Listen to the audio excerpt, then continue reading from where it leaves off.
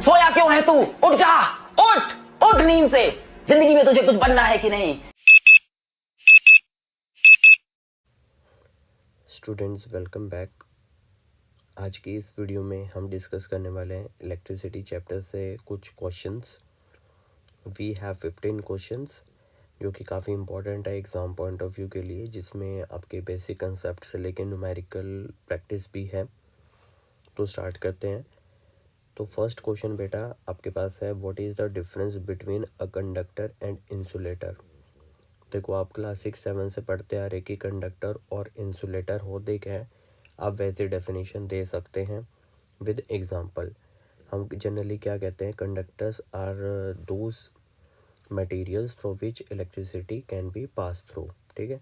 और insulator are those material through which electricity can't pass, ठीक है। हम ऐसी एग्जांपल्स भी दे सकते हैं, जैसे कंडक्टर्स में generally metals are good conductor of electricity, और इंसुलेटर्स में जैसे वुड है, प्लास्टिक है, रबर है, these are the example of insulators, okay. लेकिन अगर हम फिजिक्स की टर्म में बोलें, ठीक है, तो यहाँ पर हमें क्या बताना पड़ेगा, यहाँ हमें बताना पड़ेगा रेजिस्टेंस और रेजिस्टिविटी। तो वो चीज़ डिस्कस करके हम इसकी डेफिनेशन लिखेंगे तो हमारे चैप्टर से भी रिलेटेड होगा और मार्क्स भी हमें पूरे के पूरे मिलेंगे। तो मैं यहाँ पे सिर्फ आपको एक्सप्लेन कर रहा हूँ, मैं यहाँ पे कंप्लीट आंसर नहीं लिखूँगा, ठीक है। तो फर्स्ट पॉइंट तो जैसे कि आप लिखते ही थे कि जिससे करंट ना पास हो उसके, ऐसे जो मटेरियल है वो कंडक्टर होंगे, वो लिख सकते हैं। सेकंड पॉइंट में आप लिखिए the material whose resistance and resistivity, ठीक है ना। The value of resistance and resistivity is low, ठीक है। Even you can say that very low, okay. यहाँ पर इंसुलेटर में हम क्या ऐड करेंगे, the value of resistance and resistivity is very very high, ठीक है ना, एक्सट्रीमली हाई। और इसी पॉइंट से जस्टिफाई हो जाए कि करंट ज़्यादा फ्लो करेगा या कम करेगा या नहीं करेगा। जैसे कंडक्टर में रेजिस्टेंस काफ़ी कम होने की वजह से जो करंट है वो काफ़ी ज़्यादा फ्लो करता है, क्योंकि जो रेजिस्टेंस है it is inversely proportion to the current, okay. Similarly जो इंसुलेटर है, इसमें इतना ज़्यादा हाई रेजिस्टेंस होने की वजह से जो करंट है दैट बिकम नेग्लिजिबल, और वो करंट फ्लो ही नहीं करता इतना ज़्यादा हाई होने की वजह से, ओके। तो ये था सिंपल डिफरेंस जो कि 2 मार्क्स में पूछा जा सकता है। Then the next question is, what is the difference between open and close circuit, draw diagram of both. देखिए, open circuit and closed, open का मतलब क्या होगा, जिसके अंदर करंट फ्लो ना करे, ठीक है। Open circuit the type of circuit in which no current is flow, कोई भी करंट ना फ्लो करे। यानी यहाँ पर जो स्विच होगा ऐसे सर्किट में वो होगा बेटा ऑफ पोजीशन पे, ठीक है। जैसे कि हम बेसिक सर्किट बनाने की कोशिश करें, सपोज हमारे पास एक बल्ब है, ठीक है, ये ग्लो कर रहा है, आपने बैटरी लगा दी, ठीक है, और यहाँ पे स्विच अगर ऑन हो, देखो स्विच का सिंबल होता है ये, अगर इसमें डॉट लगा दिया दैट मीन्स ये ऑन है, और ऐसे में जो करंट होगा वो फ्लो करेगा, ओके। ये जो टाइप का सर्किट है ये आपका क्लोज सर्किट होता है, जिसमें स्विच ऑन होगा और करंट फ्लो करेगा, और इसमें जो स्विच होगा वो होगा ऑन, ठीक है। और आप देख सकते हैं बल्ब भी ग्लो कर रहा है। लेकिन जैसे कि हमने बताया कि ओपन सर्किट में करंट नहीं फ्लो करेगा, तो आप बल्ब भी वैसा ही बनाएंगे लेकिन इसको ग्लो नहीं करेंगे।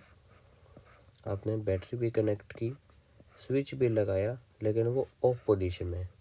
देखो अंदर कुछ भी नहीं लगाओगे, इसका मतलब ऑफ है। ये प्लस और ये माइनस, यहाँ पे हम एरो भी नहीं लगाएंगे और ना ही करंट को फ्लो करता तो कहेंगे। ये होगा आपका ओपन सर्किट, अब आपकी चॉइस है, इस सर्किट को आप लेबल करोगे, जैसे कि आप एरो लगा के बताओगे कि हाँ ये कौन कौन से कंपोनेंट है। एरो जिस सर्किट में करंट फ्लो करे उसमें हमने करंट का एरो पे करंट की डायरेक्शन भी दिखानी है। ओपन सर्किट में तो एज सच करंट की डायरेक्शन आएगी ही नहीं। Okay, now the next question is define parallel connection and series connection. ऐसे क्या होता है?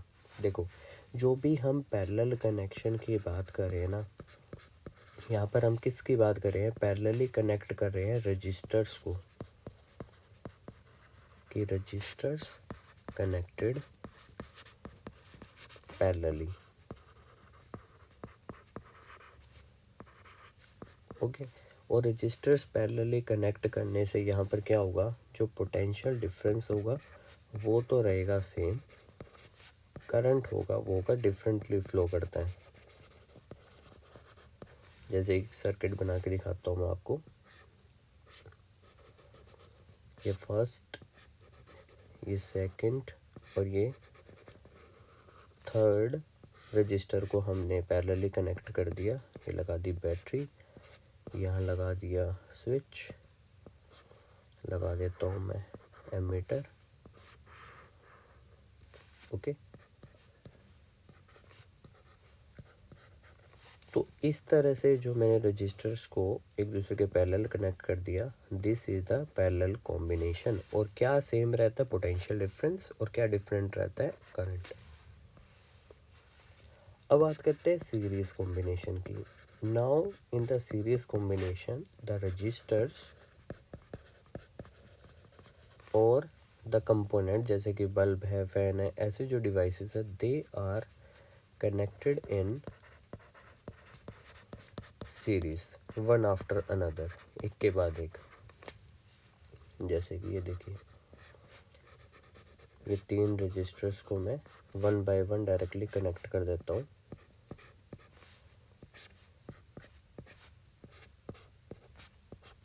एक एमीटर भी लगा दिया, ये करंट फ्लो कर रहा है। ये सपोज 2 ओम के रजिस्टर्स है आपके पास।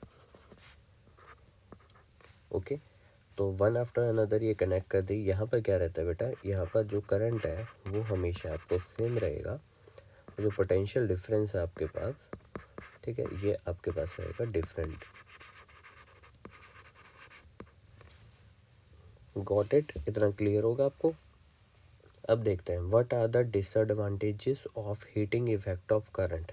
देखो, एडवांटेजेस में हीटिंग इफेक्ट ऑफ करंट के हमने बहुत सारी ऐसी डिवाइसेस बना दी जिससे कि हम इलेक्ट्रिसिटी से हीट प्रोड्यूस कर सकते हैं। जैसे कि वाटर हीटर है, रूम हीटर है, टोस्टर है, आयरन है, ठीक है, स्टीमर है, और बहुत सारे ऐसे अप्लाइंसेस है जिनकी मदद से हम हीटिंग प्रोड्यूस कर सकते हैं बाय पासिंग द इलेक्ट्रिसिटी। लेकिन इसके कुछ डिसएडवांटेज भी हो सकते हैं। देखिए, अगर हम इनके डीमेरिट्स डिस्कस करें तो फर्स्ट हमारे पास आ जाएगा excess amount of heat. Excess amount of heat produce. Heating effect का ये भी होता है कि अनचाही हीट बहुत ज़्यादा प्रोड्यूस हो जाती है, ठीक है। जैसे कि अगर आप फ़ोन को या फिर किसी भी अप्लाइंसेस को बहुत ज़्यादा एक्सेस में यूज़ करते हैं, जैसे फ़ैन है, ठीक है, बहुत ज़्यादा आप चलाते रहोगे, इनको रेस्ट नहीं दोगे, वो गर्म हो जाते हैं, ठीक है। और गर्म होने की वजह से जो उनमें पार्ट्स होते हैं वो ख़राब होना शुरू हो जाते हैं, ठीक है। तो जो इसका इफ़ेक्ट है that is melting of electrical component. अंदर जो छोटे छोटे कंपोनेंट है वो जल सकते हैं एक्सेस हीट की वजह से। थर्ड पॉइंट में हम लिखेंगे एक्सेस हीट होने की वजह से तो वायर आपस में कंबाइन भी कर सकती हैं, जिससे शॉर्ट सर्किट होने का भी खतरा है। शॉर्ट सर्किट में अक्कर, या आप कह सकते हैं device damaged.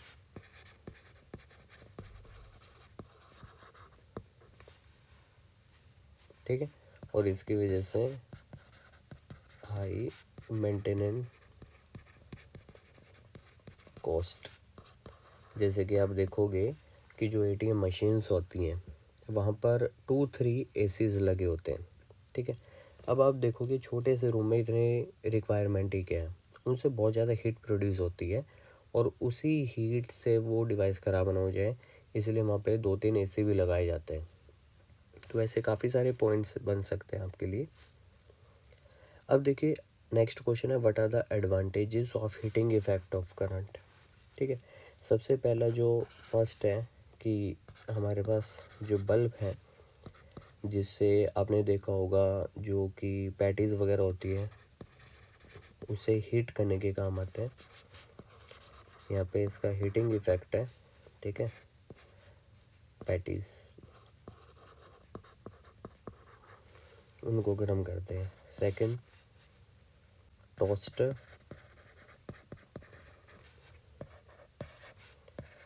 Third is electric iron, press करने के काम आती है, जो कपड़े हम प्रेस करते हैं। फोर्थ है वाटर हीटर, सर्दियों के टाइम पे जैसे आजकल जो पानी हम करते हैं वाटर रॉड से या गीज़र से, जो कि इलेक्ट्रिसिटी से चलते हैं, वो एडवांटेज ही तो है।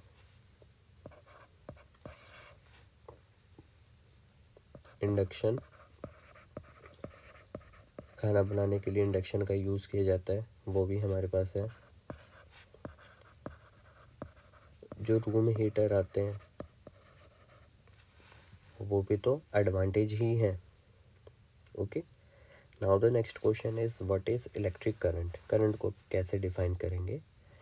देखो करंट का सिंबल होता है आई, और इसको मेज़र किया जाता है डिवाइस से, एमीटर से।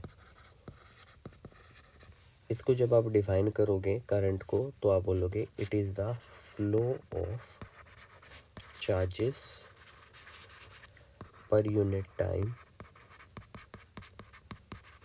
वाया कंडक्टर और अ वायर। कि ये कंडक्टर से एक पर्टिकुलर टाइम में कितने जो चार्ज है फ्लो कर रहे हैं, वही क्या है, करंट है, ठीक है। और इसका जो सिंबल है वो आई है, और जो इसकी यूनिट होती है वो होती है एम्पियर, जिसका सिंबल है ए। और इसको कौन सी डिवाइस से मेज़र करेंगे, एमीटर से। What is potential difference, give its unit with definition. देखो potential difference is defined as it is amount of work done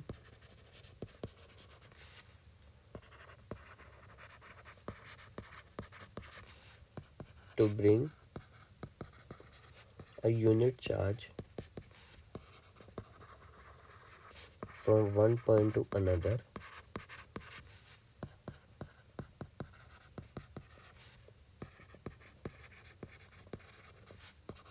via conductor. ठीक है, तो पोटेंशियल डिफरेंस क्या है कि एक पर्टिकुलर यूनिट चार्ज को एक कंडक्टर में से जब हम फ्लो करवा रहे हैं, और one point to another point तक उसको फ्लो करवाने में कितना वर्क डन होगा, वही आपके पास पोटेंशियल डिफरेंस होगा। Potential difference is equal to work done divided by charge. तो पोटेंशियल डिफरेंस V रिप्रेजेंट करता है वर्क डन W, और ये Q, ये आपके पास फॉर्मूला आ गया। अब जो इसके यूनिट की बात करते हैं, वर्क की होती है जूल, ये होती है कुलम।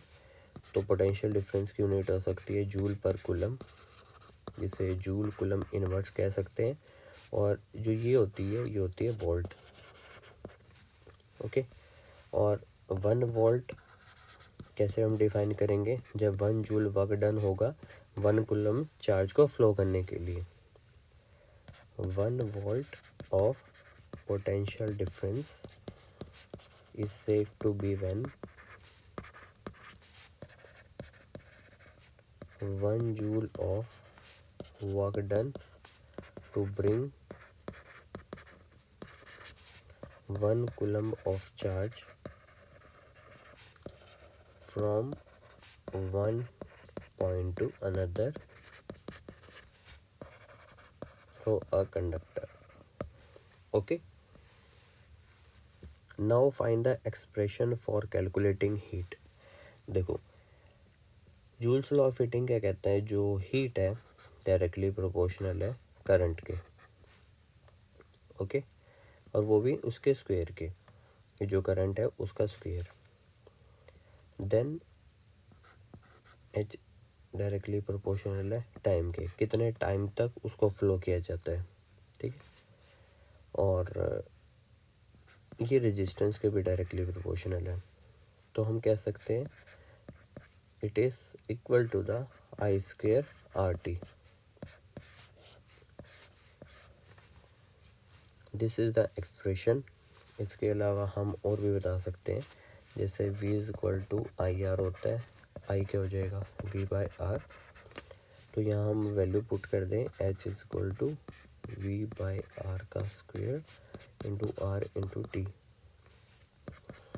ये वी स्क्वायर बाई आर का square into R into T, R से आर कैंसिल, क्या हो जाएगा एक और formula h is equal to V square T upon R. Okay, हम वैसे हीट, जिसको हम एनर्जी भी कहते हैं, इसको हम,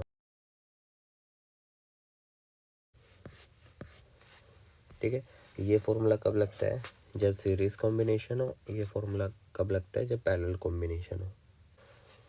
अब देखिए नेक्स्ट क्वेश्चन है, a wire of 1 metre long, given लिख लेते हैं, लेंथ गिवन है 1 मीटर, डायमीटर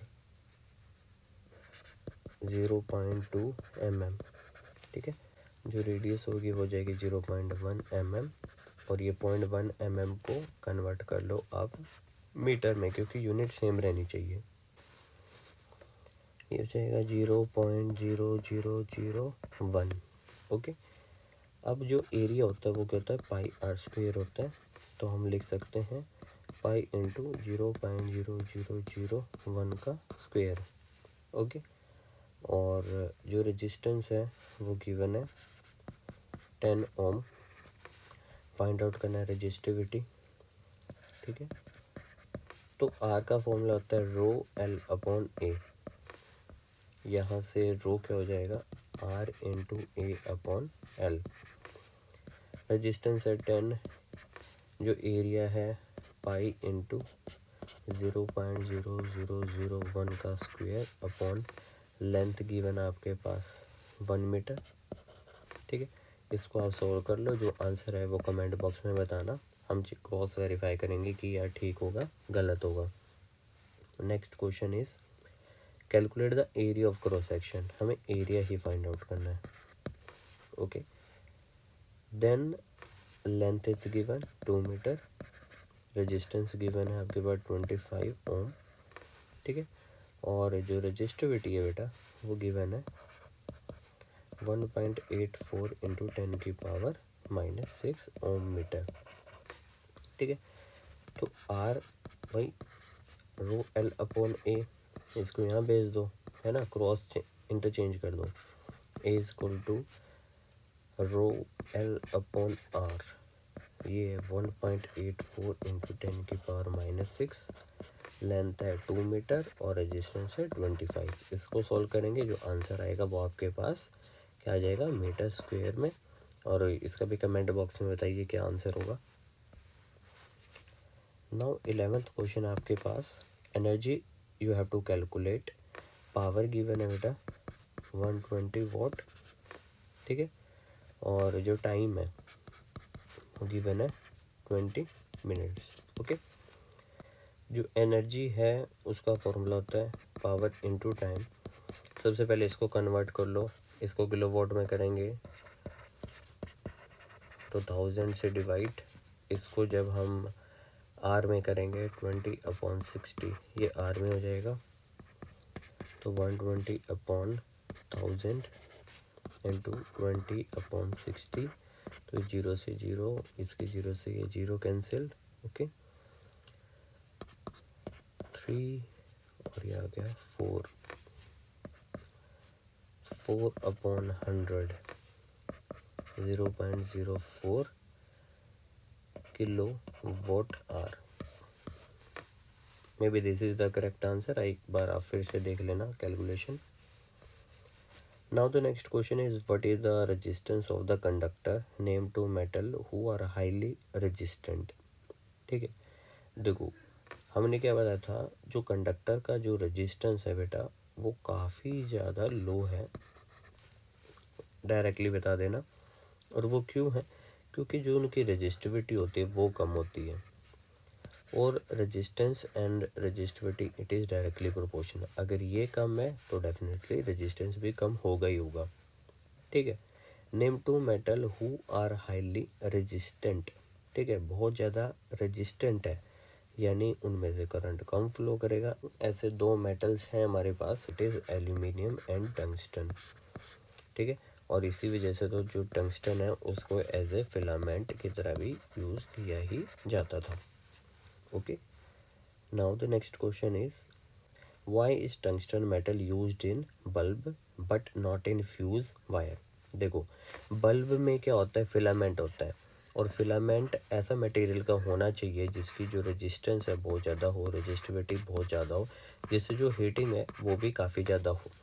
इसके अलावा हमारे पास फिलामेंट के लिए ऐसा मेटल होना चाहिए जिसका मेल्टिंग एंड बॉइलिंग पॉइंट हो काफ़ी ज़्यादा हाई, ताकि वो मेल्ट ना करे हीट प्रोड्यूस करते टाइम। ठीक है, इस वजह से जो टंगस्टन है उसको ही हम यूज़ करते हैं, इस वजह से जो टंगस्टन है उसको ही यूज़ करते हैं एज ए फिलामेंट। एक और चीज़ है, ये हाईली डक्टाइल है, इसकी बहुत ज़्यादा थिन, जैसे मकड़ी का जाल होता है उससे भी पतली वायर बन सकती है। वेरी डक्टिलिटी की वजह से, हाई रेजिस्टेंस और रेजिस्टिविटी की वजह से, हाई हीट की वजह से, high melting and boiling point की वजह से, ऐसे बहुत सारे फैक्टर्स हैं जिनकी वजह से इसको चूज़ किया गया। ठीक है, अब फ्यूज़ वायर जो होती है ना बेटा, वो ऐसे मटेरियल से बनी होनी चाहिए जिसका मेल्टिंग एंड बॉइलिंग पॉइंट क्या हो, कम हो। ठीक है, ताकि जब एक्सेस करंट आए वो मेल्ट हो जाए, सर्किट ब्रेक हो जाए, जो डिवाइसेस हैं वो ख़राब होने से बच जाए। अगर हम यहाँ पे टंगस्टन यूज़ कर देंगे जिसका मेल्टिंग बॉइलिंग पॉइंट बहुत हाई है, तो सारा का सारा जो करंट है वो डिवाइसेस में चला जाएगा, सर्किट ब्रेक नहीं होगा, जो डिवाइस है वो ख़राब हो जाएंगी। एमीटर और वोल्टमीटर को डिफाइन करना है, लास्ट क्वेश्चन। देखो एमीटर आपके पास ऐसे डिवाइस है जो कि किसको मेज़र करने वाली है बेटा, करंट को मेज़र करने वाली है। ठीक है, और इसको कैसे कनेक्ट किया जाता है, हमेशा सीरीज़ में कनेक्ट किया जाता है। इसका सिंबल होता है इस तरह से, सर्कल के अंदर ए, वायर से कनेक्ट किया, प्लस और माइनस, कितना अमाउंट ऑफ करंट फ्लो किया उसके बारे में बताती है ammeter. On the other hand जो वोल्टामीटर है, अगर हम बात करें वोल्टामीटर, ठीक है, पोटेंशियल डिफरेंस मेज़र करती है, और इसको हम पैरेलली कनेक्ट करते हैं सर्किट में, और इसका जो सिंबल है वो इस तरह से होता है। ओके, अब एक और चीज़ आती है कि एम मीटर का जो रेजिस्टेंस होगा वो क्या होगा, वो नेग्लिजिबल होगा। ठीक है, बहुत ही कम होगा, हम जीरो कह सकते हैं, जीरो रेजिस्टेंस। ठीक है, और वोल्टामीटर का जो रेजिस्टेंस होगा वो वेरी हाई होगा, बहुत ज़्यादा हाई। ये क्वेश्चन आता है, what is the approximate resistance of the ammeter, तो वो हम भी बोलेंगे नियर टू ज़ीरो। ठीक है, ज़ीरो कर पाना बहुत मुश्किल होता है, लेकिन हम जीरो मानते हैं, नेग्लिजिबल। और वोल्टामीटर का क्या रखना होता है, काफ़ी ज़्यादा हाई। 14 क्वेश्चन है बेटा कि वोट एंड वोल्ट को डिफाइन करेंगे। देखो जो वोट है आपके पास वो पावर की यूनिट है, और वोल्ट पोटेंशियल डिफरेंस की यूनिट है। ओके, और पावर को कैसे डिफाइन किया गया था, P is equal to V I से। ठीक है, यहाँ से वोल्ट और एम्पियर, ठीक है, V इंटू ए, यही वॉट के इक्वल था, या फिर कह सकते हैं E is equal to P into T होता है, तो P क्या हो जाएगा, E अपॉन टी, यानी जूल पर सेकंड। ओके, और जूल सेकंड इनवर्स, और इसको क्या कहते हैं, वोट। तो watt is the unit of power, that is equal to joule per second, or we can say that कि what is the amount of work done in joule per unit second. Okay, on the other hand, potential difference V is equal to W upon Q. ठीक है, यहाँ से क्या था, ये volt, ये आपके पास जूल और ये था कुलम. तो वोल्ट को कैसे डिफाइन किया है, it is the amount of work done in the joule to bring a particular unit of coulomb charge, ठीक है, from one point to the other. Okay, तो आई होप आपको ये क्लियर हो गए होंगे.